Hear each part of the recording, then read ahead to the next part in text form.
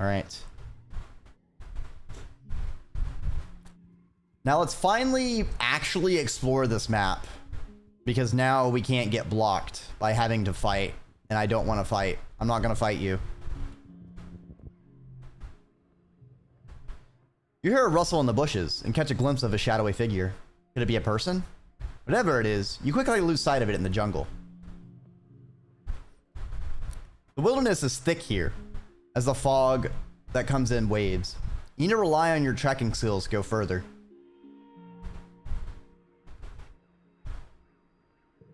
Let's track it. Ooh.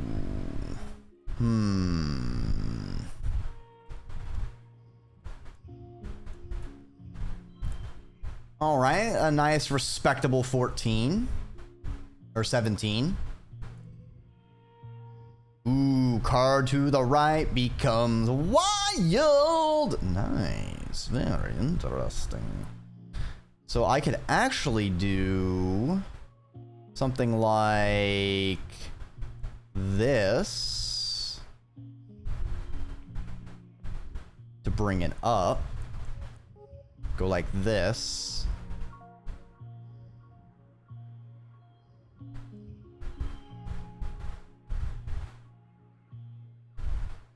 Interesting.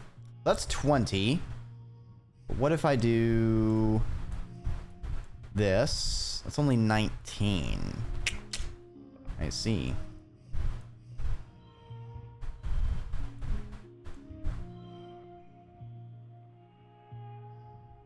All right, we just need 26. This is possible. Easy peasy. +2 to physical. Well, me, I guess. +1 for each other gem. I see. So we can do a 5 and 5.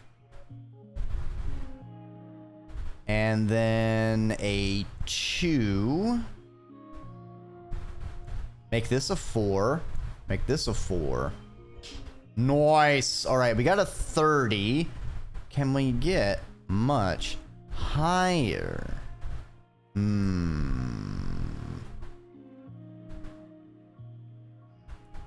Replace this with a 4. And this with a 4. That's a 31. I see.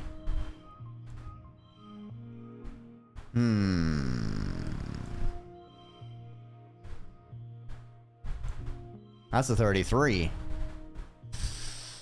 Still not a super win, however. It is max, however. And we get 1 kudo.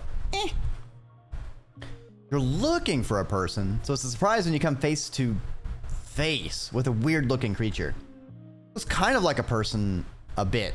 More like a tree, really. Some relative of the bush bub, maybe? But more tentacles and slime. Like a tree oozing with goopy sap with 2 legs. Yuck. Makes a sort of a baroo noise at you as you back away. Interesting. We found a didgeridoo. An absolutely enormous tree forms part of the path here. Its roots cut natural stairs into the path, and its magnificent canopy of large flat leaves completely blocks out the sky. They arch overhead almost to the ground on the other side. Walking under it is like going through a tunnel, and the tunnel is dark and gloomy, unseasonably cool, and filled with the whispering of leaves. Get the sense that something is aware of your presence. Ooh, we can climb up it, or we can whisper back. We're gonna whisper.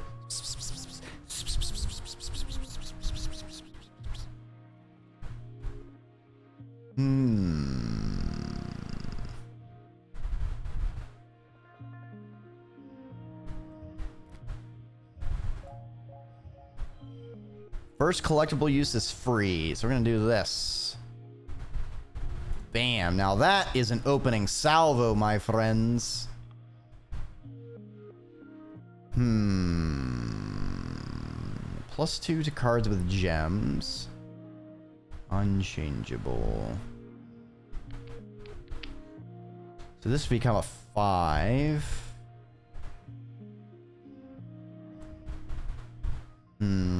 +1 if this has the highest value.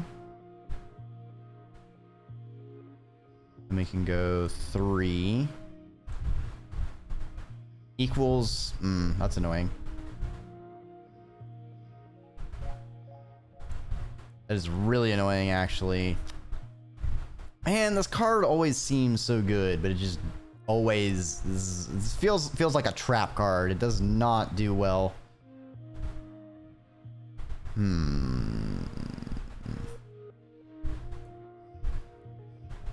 Alright, there we go. We can do a pair here. There we go. That's the good stuff. That's the good stuff. Alright, we can do 7, 6, 5. Ooh, super goal. 4, 3. 42, baby. 42 out of 42. A nearby leaf unfurls and offers you 2 large, hard nuts. You feel a sense of peace and cooperation wash over you. Like you and the tree have an understanding. Eat one, plant the other. You crack one of the nuts and eat the meat inside. It's bitter, but tasty. Take the other one to a clearing about an hour away and plant the second nut. Good luck, haunted tree. Ah, yes. Nothing like chattering with a haunted tree. Ooh, a boss event. You spent some time working in geoponics, so you know your way around a plant or two. Walking through this area, you notice something different about it. The bare ground feels bouncy, like a trampoline, and the plants look weirdly stunted. Not a lot can stifle nature here, so it's honestly a little weird that there's no grasses or mosses growing here. Notice the unusual biodiversity. All the plants in this clearing are oddly stunted, and there are very few grasses or weeds. As though something has sucked all the nutrients out of the soil. Or, wait, is this even soil? You kneel and take a closer look. More like a kind of dense moss or a coral, maybe? You press a hand against the moist, squashy substance. It smells sweet and starchy, like cake. It blankets the ground here in a thick, sponge-like layer, swallowing up everything it touches. Gross. But it smells so good. Dig a large chunk of the sponge cake up to bring back to geoponics. Further analysis is needed, but you have a good feeling about this one. Don't call it sponge cake, please. Ooh, a yellow flower. We need crystals. We need crystals!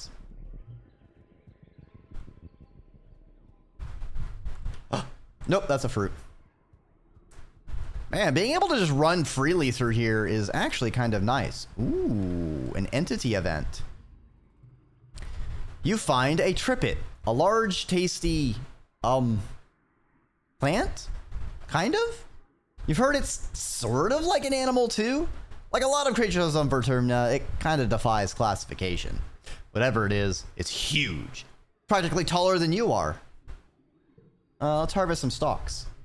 Start breaking off some of the freshest and youngest looking shoots.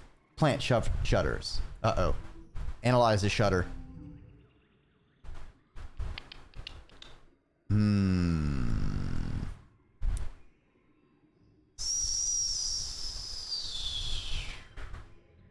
All right. First item use is free, so we'll do that for a free pair.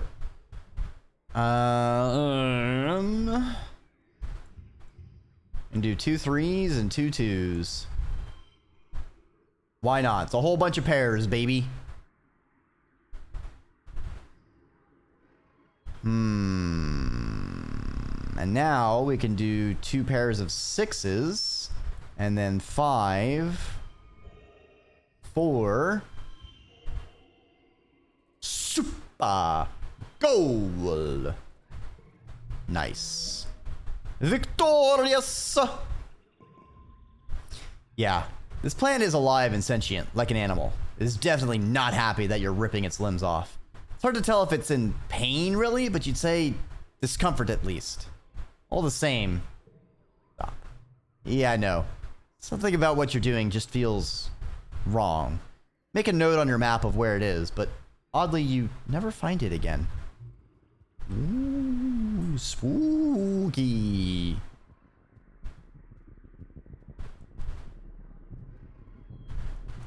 Blob. Ooh, another boss event? Interesting. Egg. Fruit.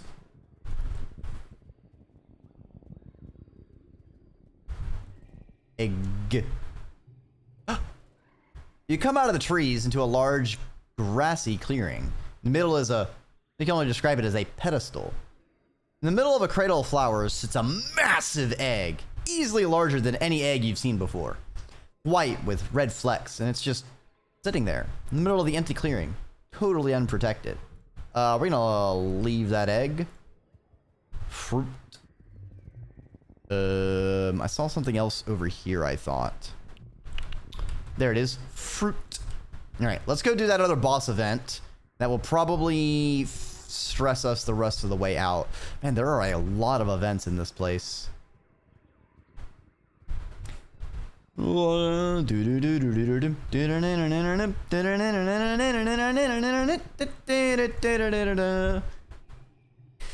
alone, exploring an unmapped area of the Valley of Vertigo. The pollen is thick here, and your air filter is overworked.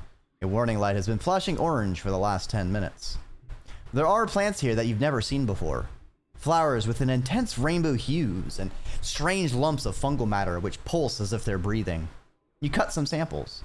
Utopia will totally give you extra kudos for these.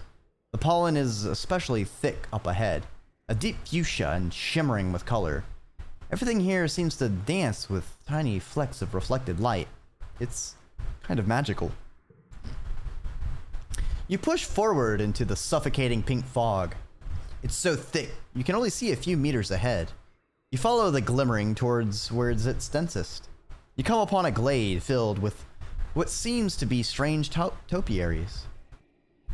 They loom out of the glittering fog, each in the shape of an animal. They're all formed from the same spongy, glittering pink substance and dotted with finger-length fungal growths. You're so distracted, you almost fall into a large hole in the center of the glade. Check for danger. You've seen plant-like animals before.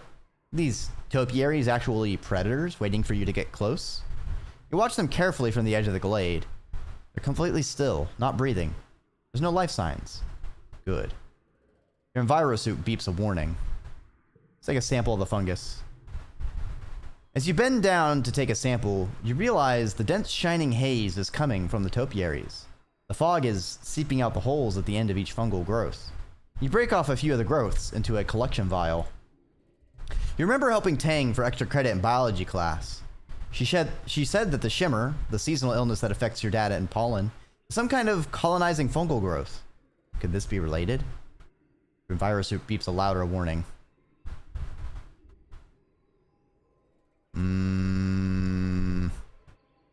Inspect the topiaries. The topiary you chose is a large, dog-sized quadruped, which appears to be kneeling. It's far too lifelike.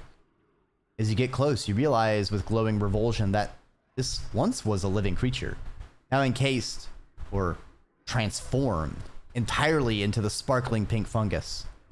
It's dead. The more you think about it, the more you're sure this is related to the shimmer. Leave.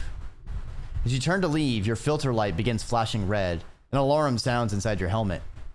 You realize with horror that you've been in the dense pollen too long. You start sneezing as the sparkling dust seeps into your breathing mask. It feels like tiny knives in your sinuses and a heavy, choking pain in your lungs. You lurch back to the checkpoint, barely able to breathe.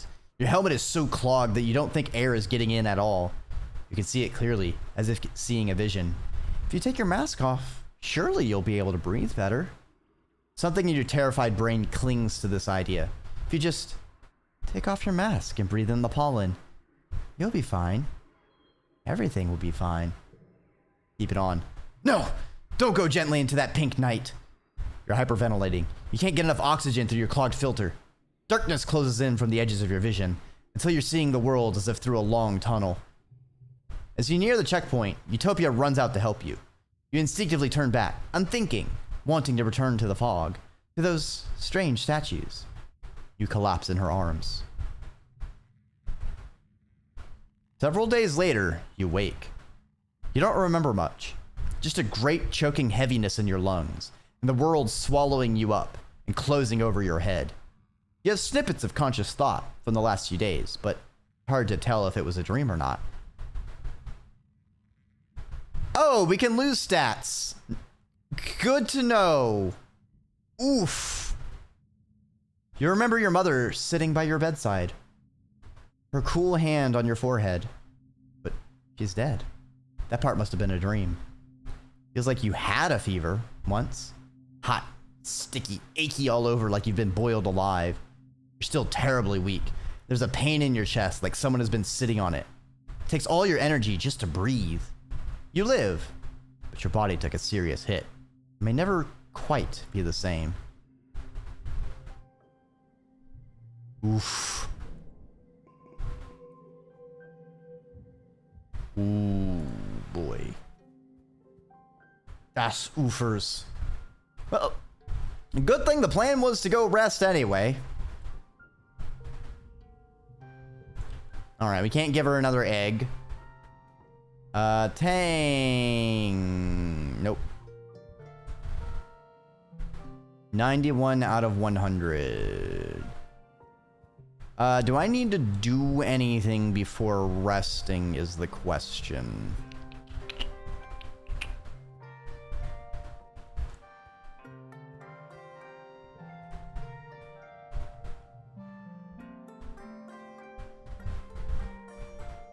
I mean, I could research. Or I could relax in the park.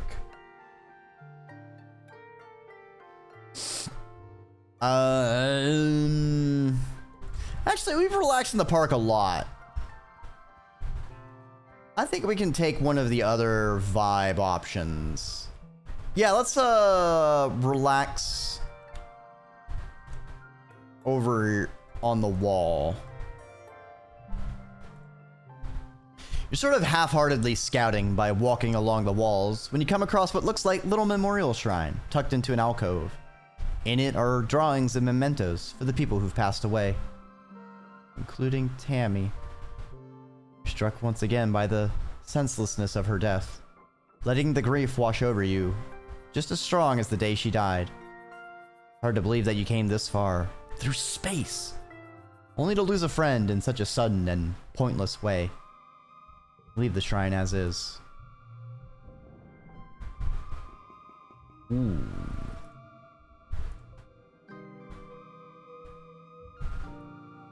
Good option to remove. Hey, Nem. I got this egg for you.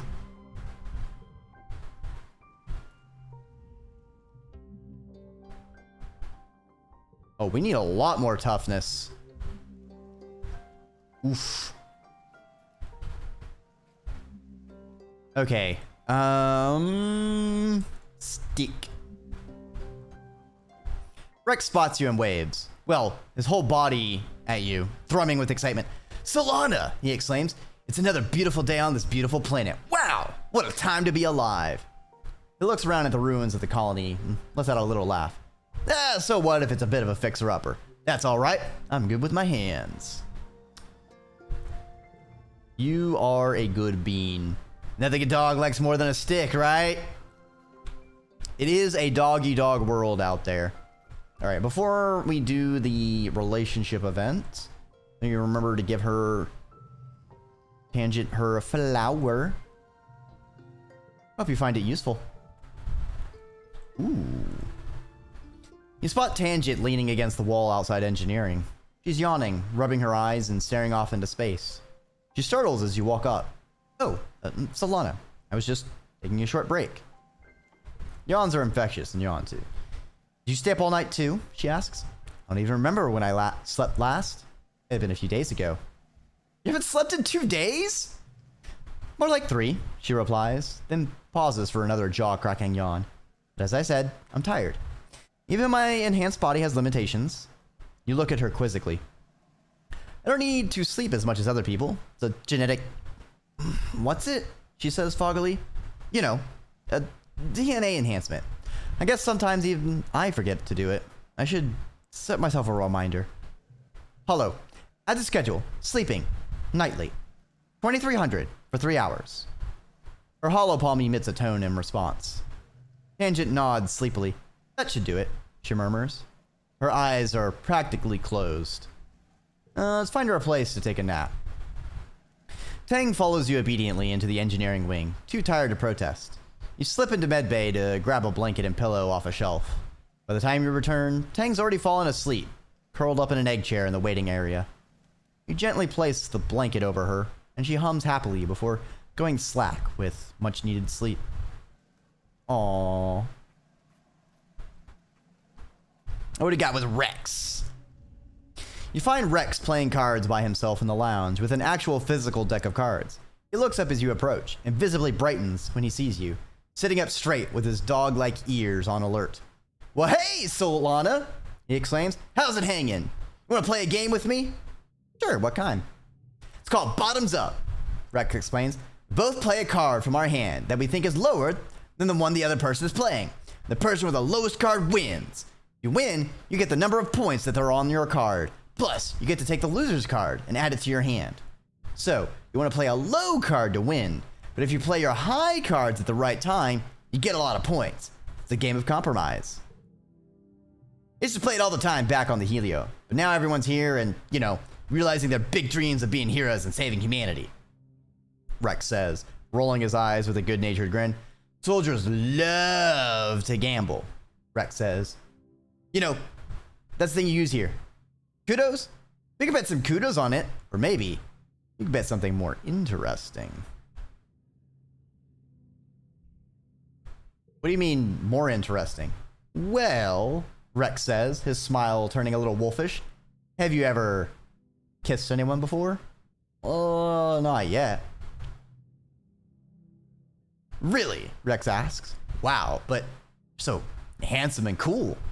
He puts his hand on yours and leans in, looking at you with a sincere expression. I'd love to be your first kiss, Solana. Damn! Rex is going in on it!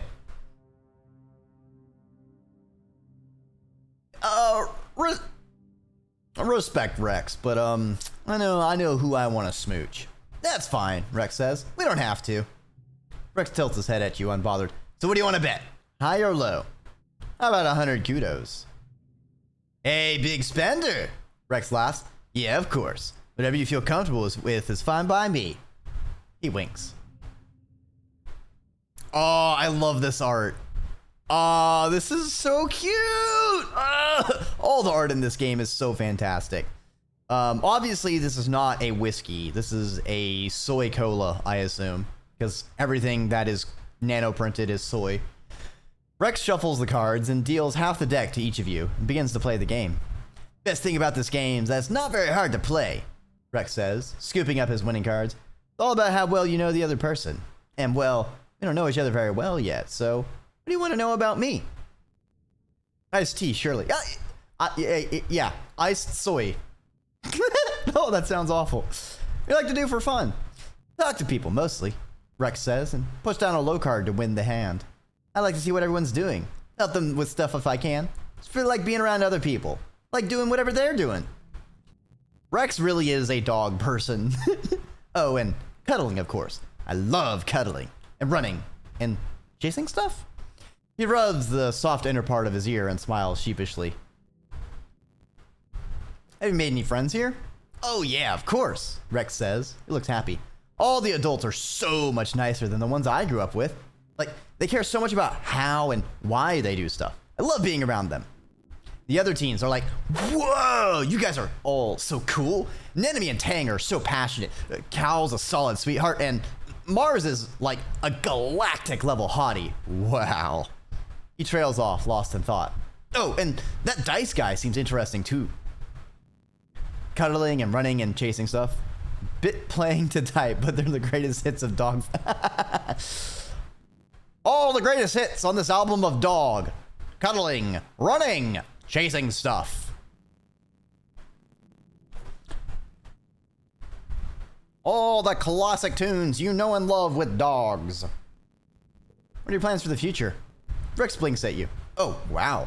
Big question. I don't know. I think if I stayed on the Heliopause, I probably wouldn't have ended up becoming a soldier like everyone else. But planetside? Rex smiles to himself as he puts down a high card. I can do anything. I've always liked making things with my hands, and I like to make other people happy. You can do something with that. Enough talk. How about you? Wow, we actually failed an empathy check, which makes sense because other than our starting empathy, we haven't really had a lot of things to give us empathy increases. We've found things to increase aminals, but empathy has really lagged behind. You play out the rest of your cards, staying fairly even in points until Rex is left with only one card. You have two. You're trailing, but not by much. Play your low card for an easy win. You'll gain enough points to make a draw. Gamble on the slightly higher card in your hand. You might lose entirely, but you could win. We'll play for the draw. You put down the low card, and Rex bursts out laughing. Are you for real? He crows. A draw. No way. He flips over his card. It's a high one. So high that you could have won if you'd play with your other card. Oh well. We both win, Rex declares. That's a pretty great outcome. I like the cut of your jib, Rex. I hope we can be friends. Know me. I don't have a crystal. So have a fruit. Nomi looks a little surprised. You brought me a gift? They exclaim. Like, just because? OMG. Solana, thank you. There's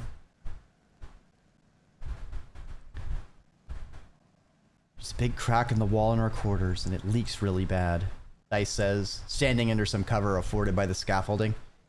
Wasn't a big deal in dust, but now it rains all the time, and he sighs.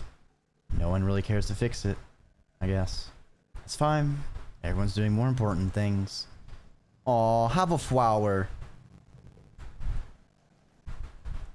Okay. I want to go to the xenobiology lab because I feel like if we research, we might get something. You report to work in the geoponics laboratory, bringing along the sample of weird, spongy purple-pink stuff you found in the fog cloud in the Valley of Vertigo. You know, the time you almost died? Hard to forget that. Your chest still hurts when you move too fast. Your dad is very interested in your sample. He has you analyze it right away. Scrutinizing your sample under the microscope, and then with your spectrometer, you compare the spores to known substances. Determine it shares a chemical compound seen in fungi with psychotropic effects. Make people hallucinate. Huh, your dad says. That explains some things. Think about those creatures. Those topiary, covered in this stuff. Are they all grouped together in the same place by that weird hole? Did the fungus make them go there? But why? Take a look at these, your dad says, sending you an archive on your hollow palm. He's kept a detailed records of the air quality, humidity, and temperature, spanning back to almost the day you landed here. Or even some actual air samples, preserved in vacuum-sealed tubes. You take a look, and sure enough, the spores are always present in the air here. You get much worse during pollen. Wait, could this be what makes your dad sick every year? Is it trying to colonize him? Like those creatures? Yes, this fungus must be the cause of the shimmer sickness. Looking for a way to neutralize it, you hit the archives again. You work at it for a few days, but identifying a compound and noticing a pattern is one thing. For the heavy science, you need help from Dr. Instance. This is strong work, Instance says, scrolling through your findings on her hollow palm. You say you gathered this sample yourself? That's impressive for someone your age. She summons Tang to join you. Please get Tangent up to date on your research, she says. She'll take it from here. She has more of a mind for these things. Sensing the shift in power balance, Tang blanches and looks at you apologetically. No one knows this better than me. I'm the biologist, all right? Look at this! Instance raises her hand. I'm not passing judgment on your abilities, she says placatingly. You clearly know this research well, and I can find nothing wrong with your methods. Still, something that's important and dangerous should be done in more controlled conditions. Fang has been scrolling through your research. This is good work, she agrees. But this is a medical problem, not a gardening one. You're already studying the shimmer, so think of it as combining your research with ours. The corner of her mouth twitches up. The most of a smile anyone can usually get from Tang. I'd like to work with you on this, actually. Can't believe you got all this from just a sample. Instance nods, dismissing you both. If you'd like, Solana, you can stop by the lab later to check on our progress. You've been studying the sponge cake you found in the Valley of Vertigo, that oddly squishy, trampoline-y ground. As you suspected, it's a type of fungus. The analysis bench tells you it contains edible starches. Once dried and processed with a maturing agent, acidic spark snow would work nicely. It would make a wonderful flower. The challenge now is to cultivate it. It multiplies quickly, and you've seen how it stops anything else from growing near it. Alright, let's plant it in a backfield. You plant the sponge cake in a special field, quarantined on the other side of the geoponic stones from the rest of the crops. By the end of the month, you can already tell that it's taken root and will start producing viable food soon. Get your first harvest during pollen, when the sponge swells up and is at its sweetest. Many of the earth crops grow through dust and need to be harvested before wet. This means the colony has more food available year-round. It's going to be an incredible boon. If only we had gotten it earlier. Ooh,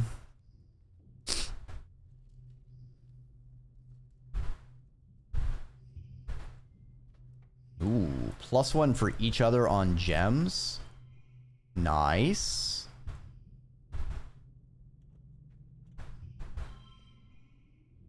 Actually, hold on. If I do this... Damn, that only gets me up to...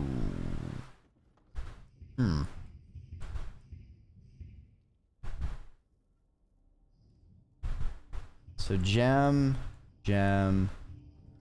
That'll be 3, 4, 5, 6.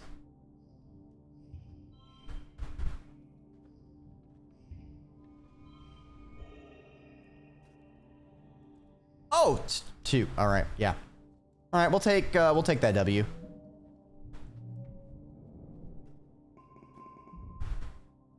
Hey, I think we got a organizing perk. Equip additional gear. Ooh, finally. Oh, is it organizing probably gives us more? I'm a potato. Why did I think it would be toughness? All right, let's go ahead and equip some more gear.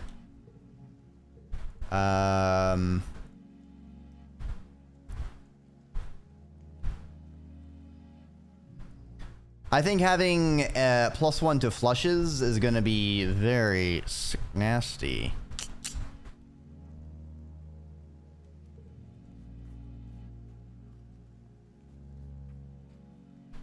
All right. So there is the new area we haven't expeditioned into. I can probably give her egg now. Oh wait, I've already given her egg.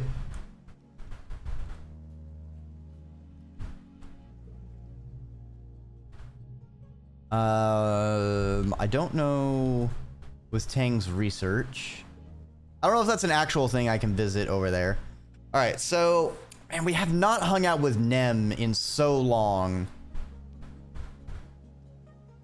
But if I go out on an expedition, I'll need to rest next month, and then we have glow month.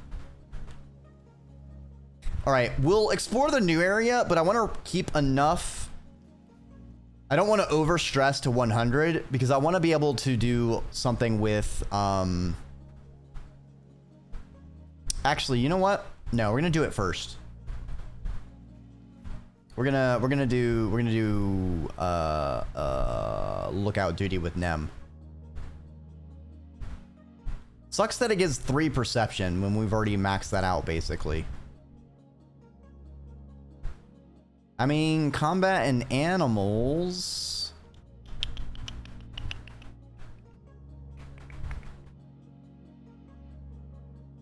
That gets 15 stress though. This lookout duty gets 10 stress. I don't know. We'll do the combat. You and Nem are practicing judo moves, chucking each other into semi-deflated poof shrooms, which have been set up like mats. You're learning to throw, but also to fall properly without getting hurt. It's pretty fun. The enormous mushrooms are surprisingly springy and bounce you right back up. Get fresh with Nem? Ayo. You time your throw just right to have your arm around her waist, just a little bit longer than necessary, and give her a wink as you toss her gently into the bouncy mat. She blushes and scrambles to her feet, looking away. When it's her turn, you feel your heart beating fast. What's she's gonna do? She flips you super hard in response and laughs her beautiful, wonderful laugh as the poof shroom mat sends you flying. Zoom! Does that mean she likes you back? You aren't sure, but love certainly hurts. Does love bloom on the practice mats?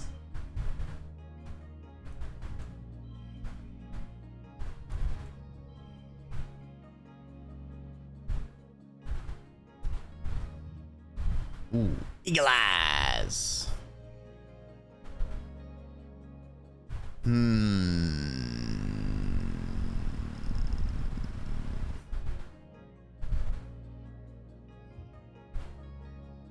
So let's see. Flushes, pairs. Then we got pair here. So that's 32.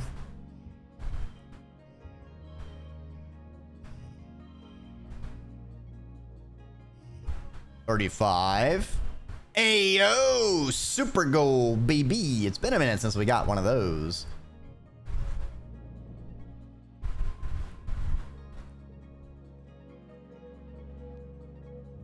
Vase can fuck off, but hey, yo. Friends with Nem. Ooh. Extra gears. Animals level 2 gives us... Holy shit. We've been on one gear slot for... Gear slot for so long, and then now we get +2. So I don't know if I'm gonna get the +5 to challenges. Let's view.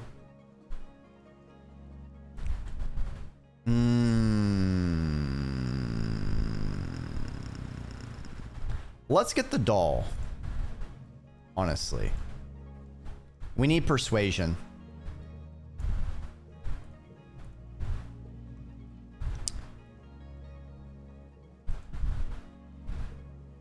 Interesting. We've gotten to 5 relationship with Anemone and Tangent, but we don't have the extra thing. So I wonder if this is unlocked with a different way, or if it's perhaps different per character. Who knows? I don't. Don't tell me. All right.